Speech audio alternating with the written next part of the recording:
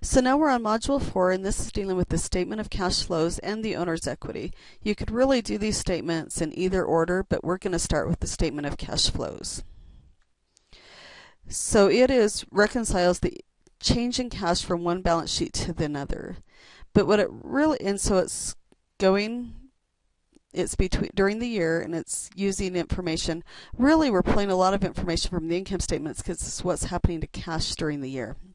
We're reconciling it to the cash from the beginning balance sheet and the cash from the ending balance sheet.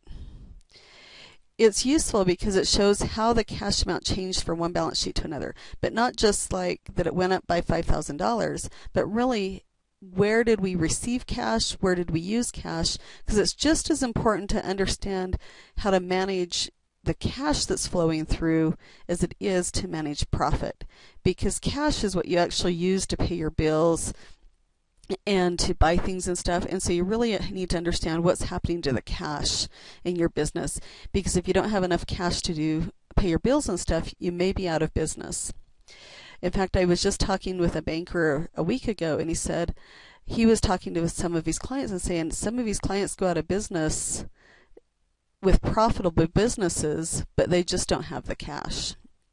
And so there's 3 sections. There's the operating section that talks about cash coming in and out from operating your farm.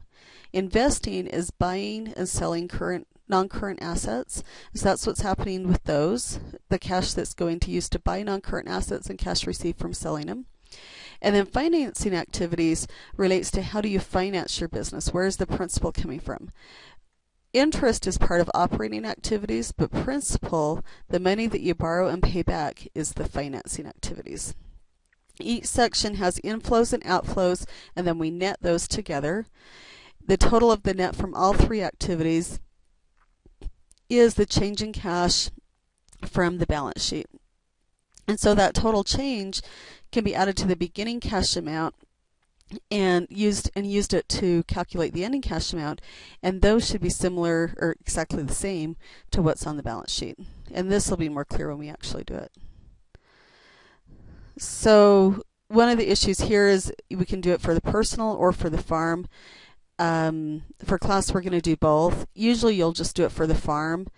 For the one including personal, the beginning of the year cash from the balance sheet needs to include both the farm's cash and the personal cash, and the check from the balance sheet needs to include the farm cash and the personal cash. So cash withdrawals. This is a big, kind of like the new thing that we're adding in here that you'll have to kind of back into and find. Each statement seems to have kind of its one thing that you have to do that with. So the cash withdrawals are cash taken out of the business by the owners, and we really don't often know what that amount truly is. And so as we're building the statement, we're going to leave it blank, and then we'll see really how far off our calculated ending cash is to our beginning cash, and that difference we're going to use as the withdrawals. So we know where our cash started, where it ended, we know what we used for cash for other things, and where we received it. So however far it's off, that's how much you must have taken out of the business. Interest is part of operating activities rather than financing. Only the principal amounts are included in financing. It's important to remember that the cash flow statement can highlight issues masked by the income statement. One of those big ones is withdrawals, because your income statement's only showing the profit that you're making. Some firms could be making lots and lots of profit, but if they're withdrawing at least that much or almost all of it, then there could be cash flow issues. Another thing that it highlights is the principal that you're using in the investing. And sometimes as you grow a business, you could be profitable on your income statement, but you may be acquiring non-current assets too fast to keep up with things.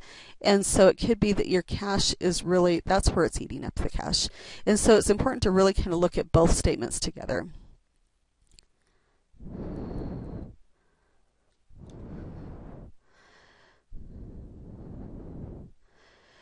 So, and here's just kind of the discussion type question or philosophical question to think about. What does the withdrawals compared to the cash from operating activities need to be to invest in the business and pay off debt? Let's go over and look at our statement of cash flows. So here it is. We have our operating activities, and this is the sales amounts, cash we received from selling our stuff. The outflows, cash that we used for those expenses. The withdrawals for family living. So here's $42,686. A positive amount there. And then we've used cash to pay off our debt down here, net, and we've used cash to purchase non-current assets. If your withdrawal here is enough to make this part zero, that everything, all the cash we're getting in above what we're spending for our operating activities, we're taking out of the business, we're taking all the profit out of there, then there really is nothing left over here to pay down your debt or to buy new non-current assets. So just because you made profit in your business, you can't withdraw everything out of that business that's there, because you need to retain money into the business to do these other types of things.